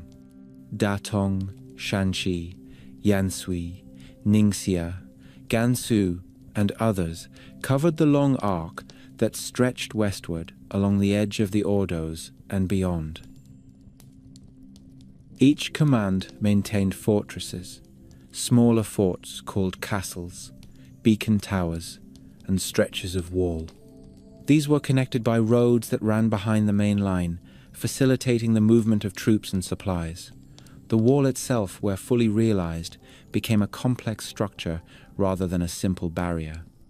In some places it featured double or even triple lines, with outer and inner walls and a no-man's land between. The construction methods that Ming builders used were the product of both inherited practice and innovations. In mountain regions near Beijing, such as Badaling and Zhuyongguan, stone blocks were quarried from nearby slopes and hauled up slope by slope. The core of the wall might still be rammed earth, but the exterior facing was made of brick or dressed stone. This gave the wall a clean, regular appearance and impressive strength. On the crest, parapets with crenellations offered cover for archers and musketeers. The inner side of the wall often featured a parapet of its own, creating a protected walkway. At intervals, flights of stone steps connected different elevations. Drainage channels were carved into the fabric of the wall to carry away rain and melting snow, crucial for preventing damage in the harsh northern climate.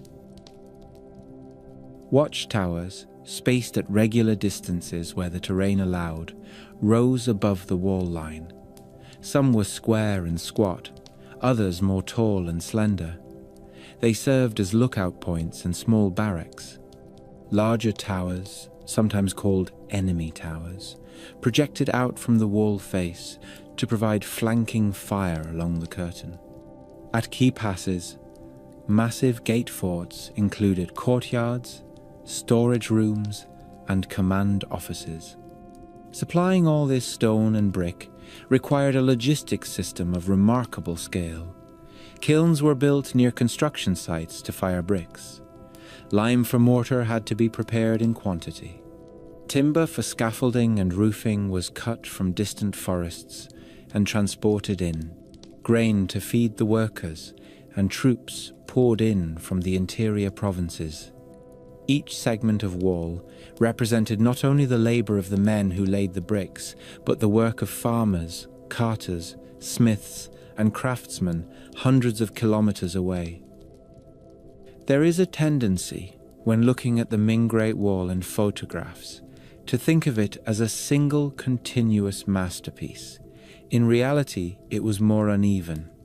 Certain sections, especially those nearest the capital and major passes, were built to the highest standard and maintained with care. Others, far from the attention of the court, were constructed with more modest materials. In some remote valleys, the wall might be only a tamped earth bank with a simple parapet, enough to slow movement and serve as a platform for signals, but not the grand terrace structure seen near tourist sites today. Despite these variations, the overall effect was impressive. Travelers from inland who approached the Northern Line for the first time often commented on the awe it inspired.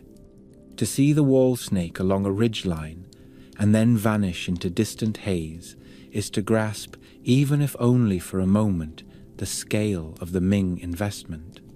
It was architecture used as a statement.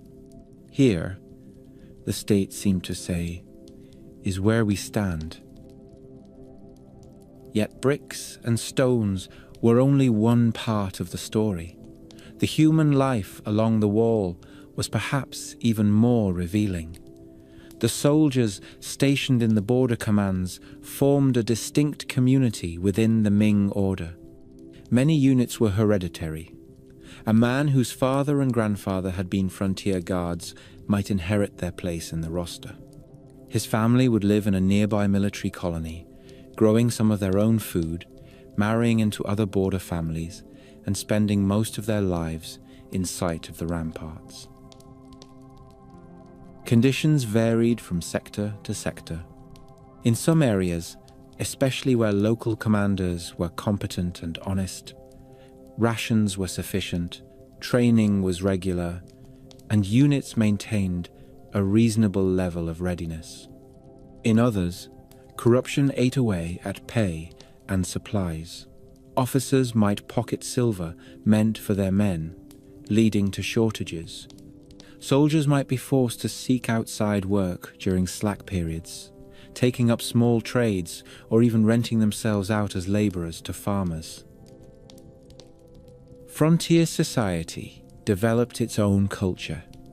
Songs, folk tales, and local customs blended Han traditions with influences from nearby Mongol, Manchu, or other steppe groups. Markets sprang up near some fortresses where soldiers, local peasants, and traders from beyond the wall exchanged goods. Livestock, hides, and felt could be traded for grain, cloth, and tools. The wall in these places functioned less as an absolute barrier than as a regulated contact zone. Over the course of the 16th century, the nature of the northern threat shifted. After the fall of the main Mongol Empire, power on the steppe had fractured, but that did not mean the frontier was calm. Different Mongol groups, sometimes united under strong leaders, sometimes warring among themselves, continued to test the Ming border. There were periods when alliances or trade agreements kept the peace. There were other times when raids cut deep into Chinese territory, burning villages and carrying off captives. One of the most important figures in the history of the Ming Wall emerged in this context. Qi Jiguang, a general from Shandong, first made his name fighting pirates along the southeastern coast. Those pirates, often called woku in the sources, were not always from Japan, as the name suggests. Many were Chinese smuggling leaders who used foreign links and local knowledge to evade coastal patrols. Qi proved himself a skilled organizer and reformer, training effective local forces and tightening discipline. His success led the court to assign him a northern command. In the late 16th century, he took charge of troops along stretches of the wall near Jizhen and Xuanfu, sectors critical to the defense of Beijing. What he found there disturbed him.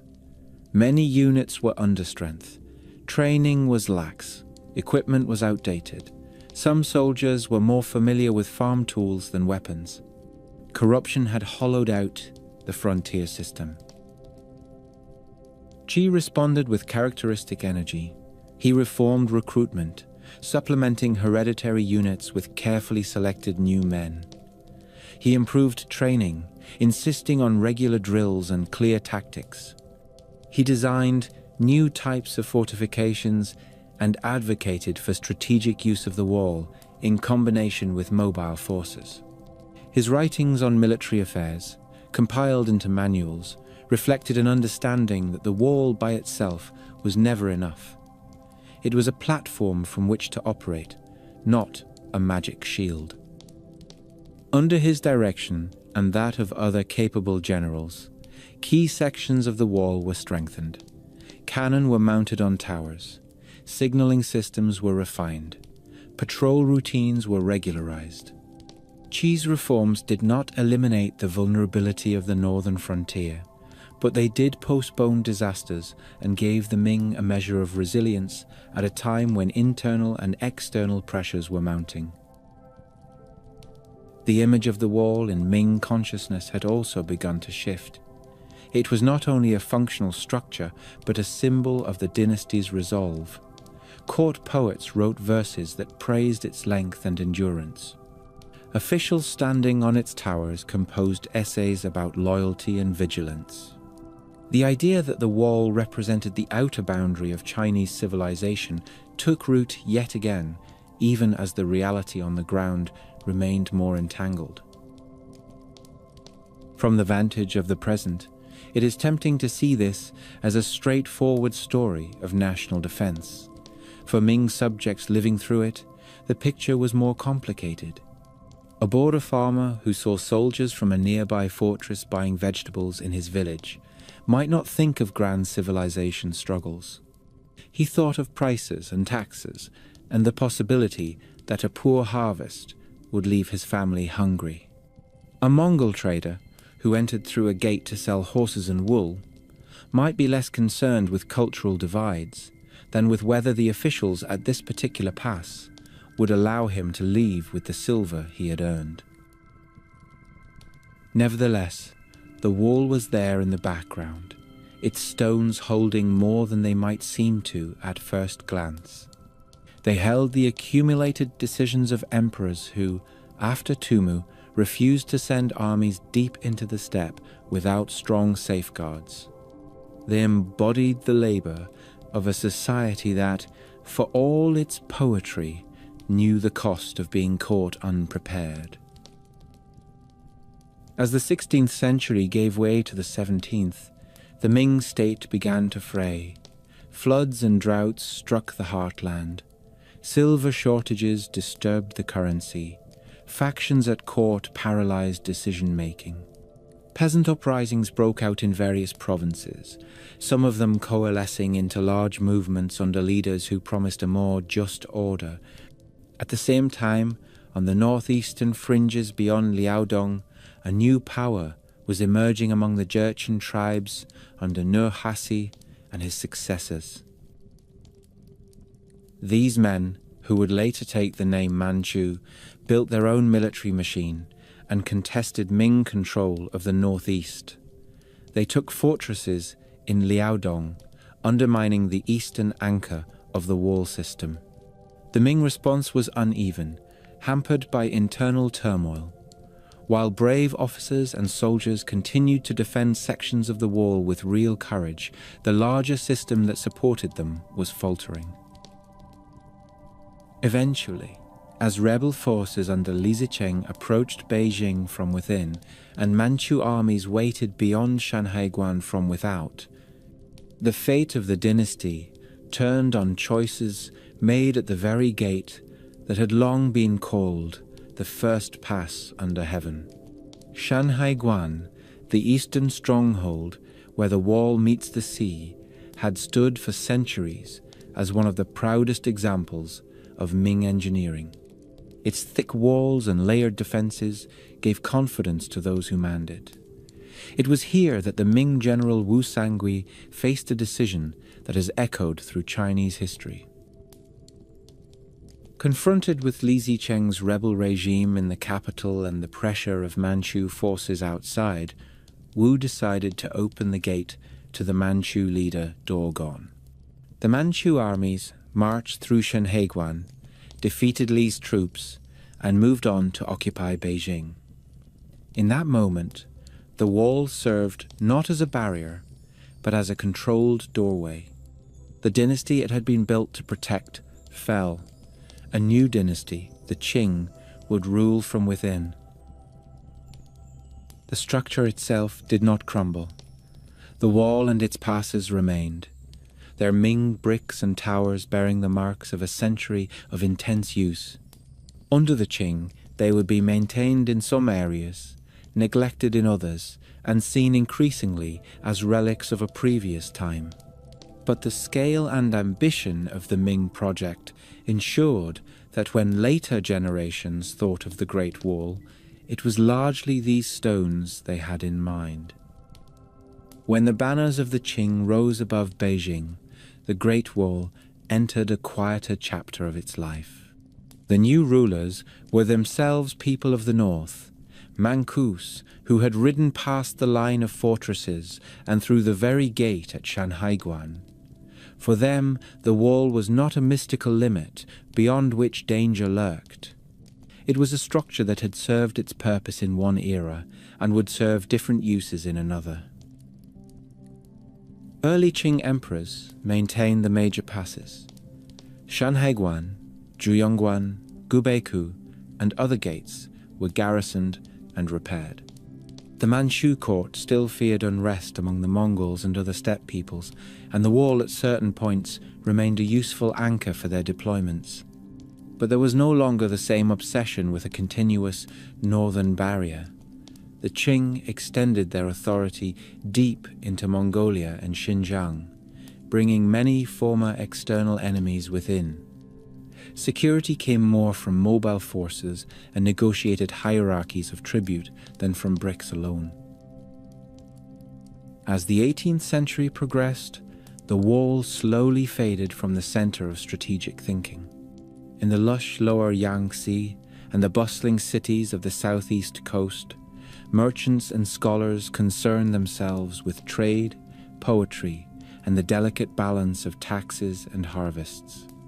The Great Wall was far away, a line drawn across maps and mentioned in classical allusions but rarely seen by most. Local farmers near its course treated it with practical indifference. They pulled stones from collapsed stretchers to build houses, walls, and pig pens. They planted millet and sorghum in the lee of its embankments, where the soil was sheltered from the wind. The 19th century crashed into this world with the violence of foreign cannon. When British warships forced open Chinese ports in the Opium Wars, the greatest shocks came not along the old land frontier, but on the coast and rivers. The Great Wall could do nothing against steam-driven vessels and modern artillery. It stood, as it had always stood, watching. In internal debates about how to respond to Western powers, officials invoked many symbols of Chinese endurance, but the wall remained largely a metaphor in those arguments, not a tool. There were occasions, though, when the old stones saw modern fire. During the conflicts with foreign forces in the late Qing period, including the invasion that followed the Boxer Uprising, armies passed through some of the ancient passes. At Gubeikou and nearby positions, late 19th century guns were mounted on Ming towers. Western travelers, soldiers, and missionaries alike left written descriptions of walking along crumbling parapets and looking out over valleys that had once echoed with the shouts of Mongol cavalry. With the fall of the Qing in 1911 and the birth of the Republic, Chinese intellectuals set about reimagining what their country was. In that conversation, the Great Wall slowly moved from being a relic of dynastic defense to a symbol of national identity. Sun Yat-sen spoke of it as part of a shared heritage. Textbooks began to mention it with new pride. Yet, the reality on the ground was harsher. Warlords quarreled, central authority was weak, and the wall lay mostly unprotected. During the war with Japan, in the 1930s, battle returned to some of its stones. Fighting took place at passes like Gubeikou and around the region near Badaling as Chinese forces tried to slow the advance of Japanese troops from the north. Photographs from that time show soldiers in modern uniforms crouched behind parapets that had been built centuries before with crossbows in mind, a striking image of old and new forms of war colliding. After the establishment of the People's Republic in 1949, official attitudes toward the wall went through phases. At times, it was celebrated in slogans as a symbol of resistance and unity. At other times, especially during the Cultural Revolution, it suffered from neglect and direct damage. Sections were torn down to provide building material or simply left to erode. For villagers with immediate needs and little money, the idea of preserving an old fortification often seemed distant compared with the demands of daily life. In the late 1970s and 1980s, a different view began to take hold. As China opened to the world and sought to present its history on a global stage, the Great Wall emerged as a natural emblem. The government designated key stretches, such as Badaling near Beijing, for restoration. Bricks were refitted, towers rebuilt, and visitor facilities constructed. In 1987, the wall was inscribed on the list of UNESCO World Heritage Sites, a formal recognition that its significance transcended national borders. Walk along a quieter section today, away from the crowds, and you can still feel how the stones carry different eras inside them. Ming bricks rest on older foundations. Modern mortar binds sections that once used sticky rice mixtures. Scratched characters from soldiers, long gone share space with names carved by recent visitors. Beyond the battlements, the landscape stretches out in a familiar pattern of fields, roads, and small towns. The boundary, the wall once marked with such gravity, has softened, but the line remains visible, a reminder that for more than 2,000 years, generations of rulers and ordinary people invested their labor, their fear, and their hope into this elongated monument.